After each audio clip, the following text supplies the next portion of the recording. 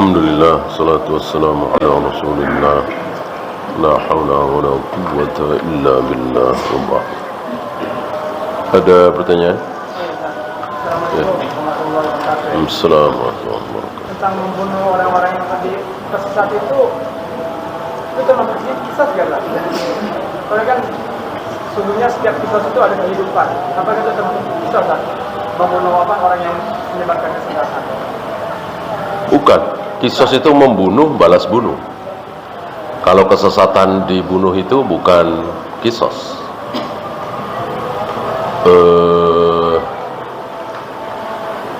Untuk mempersempit, bahkan kalau bisa menghilangkan kesesatannya. Dengan dibunuh, tentu penguasa ya yang membunuh, bukan ulama, bukan ormas, bukan kita, harus penguasa yang sah. Dengan dibunuh itu mereka akan menjadi kecil, dibunuh, dibubarkan, seperti di negeri kita ini ya. Ketika beberapa ormas dibubarkan, udah diem gitu. Karena penguasa itu punya wibawa, punya kekuatan. Sebelum dibubarkan, mereka berani begitu.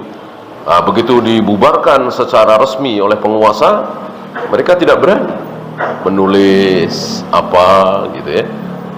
Sebelum dibubarkan kan mereka mengatakan, kami ganti singkatannya jadi begini. Setelah dibubarkan, karena penguasa itu punya wibawa, punya kebesaran ya. Tidak seperti ormas ya. Dulu kan pernah ada itu ormas membubarkan tempat pelacuran, tentu maksudnya baik ya. Tapi preman-preman diem aja apa nentang? Nentang, berani. Coba kalau penguasa, insya Allah nggak berani. Ya kalau mau berantem menang mana? Preman-preman apa tentara, polisi, ribuan punya senjata. Kalau ormas terbatas, ya maka harus penguasa. Jika di tempat kita tinggal dimintai sumbangan maulid, bolehkah tidak boleh. Semua bentuk bid'ah, maksiat kita tidak boleh menyumbang dalam bentuk apapun. Saya punya teman bernama Hakim. Bolehkah saya memanggil Hakim? Boleh. Yang tidak boleh Al-Hakim, pakai alif lam ya. Rawahu Hakim, kan banyak ya. Di sini diriwayatkan oleh Imam Hakim. Yang enggak boleh Al-Hakim, Al-Aziz, Al-Jabbar, Al-Fattah, Ar-Rahman, Ar-Rahim, enggak boleh. Tanpa alif lam boleh. Masa sebelum Nabi Muhammad lahir di Mekah tidak ada masa fatrah. Bagaimana memahami ayat bahwa Nabi diutus kepada kaum yang belum didatangi Nabi sehingga mereka lalai? Iya. Berapa tahun Mekah tidak didatangi Nabi? Ratusan tahun, mungkin ribuan. Tidak ada Nabi setelah meninggalnya Nabi Ismail. Nabi Ismail kan meninggal di Mekah. Setelah Nabi Ismail, putra dari Nabi Ibrahim, meninggal, nggak ada Nabi di Mekah. Beda dengan di Syam, di Mesir, ada Nabi Musa, Yakub, dan seterusnya. Bisa. Di Mekah tidak ada.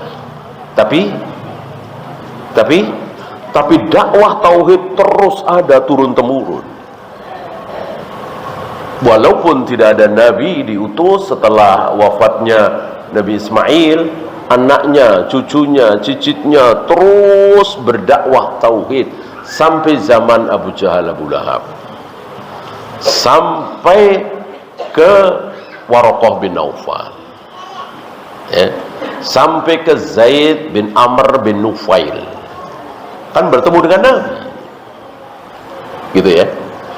Maka tidak tepat kalau dikatakan fatrah. Fatrah itu betul-betul kafir semua, musyrik semua. Mekah tidak. Madinah mungkin, Mesir mungkin, Syam mungkin.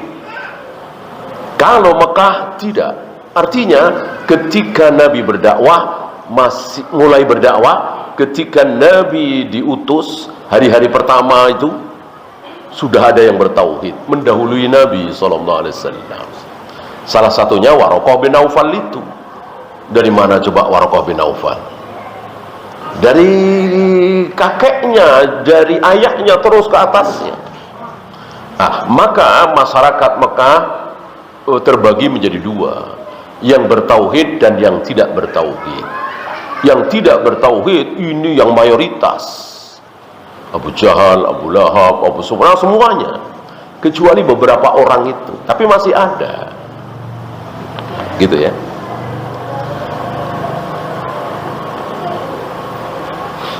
Bolehkah mengikuti diskusi Muslim dan non-Muslim? Kalau ada kajian tentang ilmu, tentang tauhid, tentang fikih, lebih baik yang seperti ini ditinggalkan.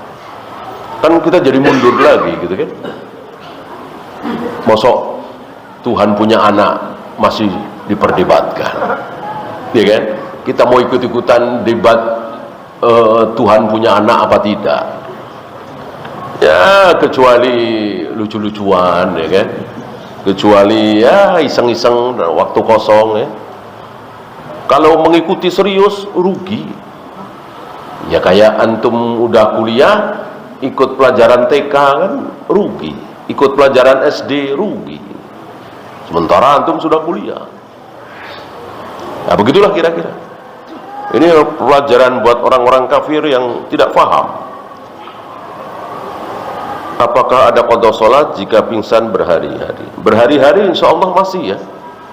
Tinggal dihitung, taruhlah 6 hari, ya 6 kali 5 kan 30. Bisa lah. Kalau terlalu berat nanti pas sholat duhur, pas sholat asar. Intinya ketika kita ketiduran, ketika kita kelupaan, ketika kita apapun sehingga kita nggak bisa sholat, maka harus dilakukan ketika kita terbangun, tersadar, dan seterusnya. Beda kalau kita tidak sholatnya karena sengaja melalaikan. Sakit enggak, macet enggak, ketiduran enggak, tapi sengaja nggak sholat, maka mau ditebus dengan sholat ribuan rakaat nggak akan tertebus, tidak akan tertebus, ya. Taruhlah satu sholat duhur misalnya, lalu sholat duhur ribuan kali, nggak akan tertebus. Satu-satunya jalan adalah bertaubat. Adapun ketiduran, kelupaan, pingsan, koma, masih bisa ditebus dengan sholat tadi saat kita ada waktu.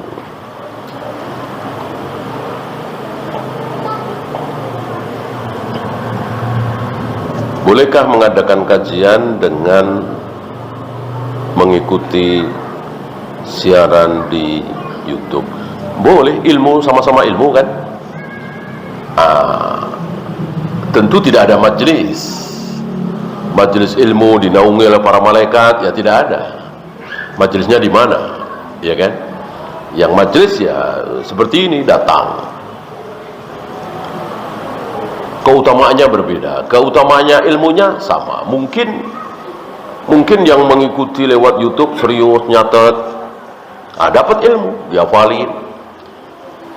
Yang datang langsung malah bentar-bentar nguap, bentar-bentar nyender, ya kan? Lupa. Ya. Ingatnya apa tadi? Ingatnya innalhamdalillah doang. Ya tentu lebih bagus yang tadi, secara ilmu, dapatnya ilmu. Kalau secara keberkahan dinaungi oleh malaikat, diampunkan dosanya, dimohonkan ampun oleh para malaikat dan seterusnya, walaupun ngantuk-ngantuk ya dapat, ya lumayan lah.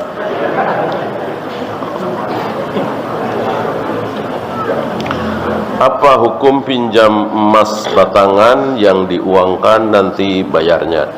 Antum harus tahu ya, ada beberapa benda barang yang tidak boleh ngutang, harus yadan biadin, harus dibayar kontan.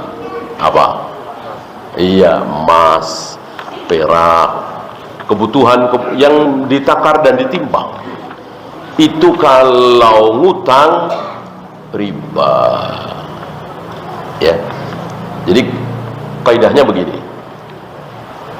Beras, jagung, minyak, gula, emas, perak, ini namanya zat-zat ribawi. Zat-zat yang ditakar dan ditimbang.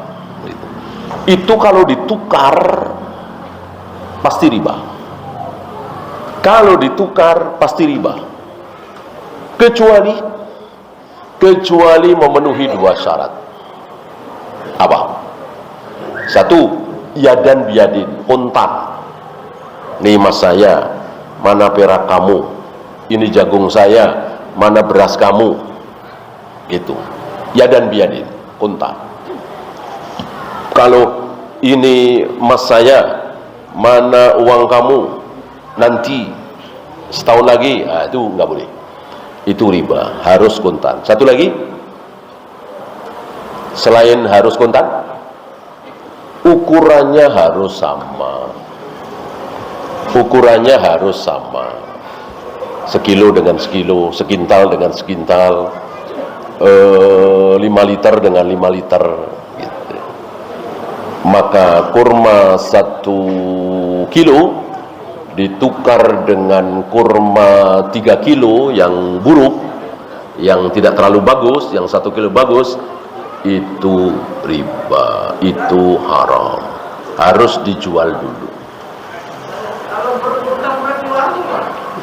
Utang apa? Para ulama ini darurat, nggak punya uang sementara anak istri kelaparan, ngutang beras, ini darurat, gitu. Kalau darurat ya makan babi aja boleh, ya kan? Artinya urusannya sudah kelaparan, gitu. Kalau bukan urusan kelaparan, satu truk datang ngutang, antum yang pedagang beras, pedagang minyak, hindari. Jika ini ditaati oleh kaum muslimin, para pedagang, insya Allah aman luar biasa, ekonomi menjadi luar biasa. Antum tahu banyak yang bangkrut, banyak yang tumbang gara-gara ngutang, ya kan? Gara-gara ngutang, gara-gara diutang, gitu. Apalagi yang ditagihnya susah, itu. Ada yang alami nasib sunyi, yang nanya itu sering ngadu itu ya, banyak tidak bayar, ya. Nah ini pelajaran bagi kita semua, ya. Jangan mudah-mudah ngutang. Kalau berani ngutang maka harus siap bayar. Iya. Ya, satu lagi.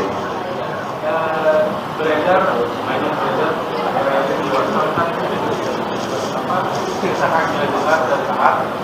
pada pemimpin yang menjalankan syariat Islam.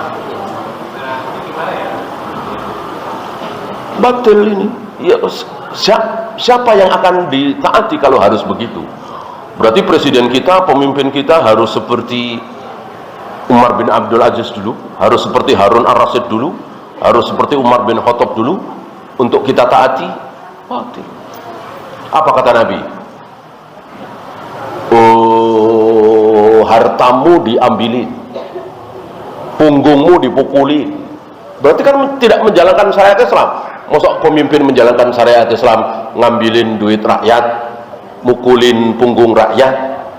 Oleh Nabi kita disuruh apa? Taat, ya.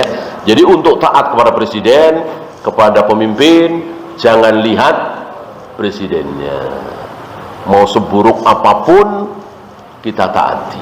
Yang kita lihat apa? Perintah presidennya apa, gitu. Kalau perintahnya itu halal, pakai baju ini, harus punya KTP, harus pakai helm, dan itu kan halal, wajib kita taati. Kalau perintahnya haram, kita disuruh nyukur jenggot, kita perempuan disuruh buka jilbab, ya tentu tidak boleh kita taat. Paham? Ya, kita akhiri. Subhanakallahumma bihamdika asyhadu an la ilaha illa anta astaghfiruka wa atubu ilaik. Assalamualaikum warahmatullahi wabarakatuh.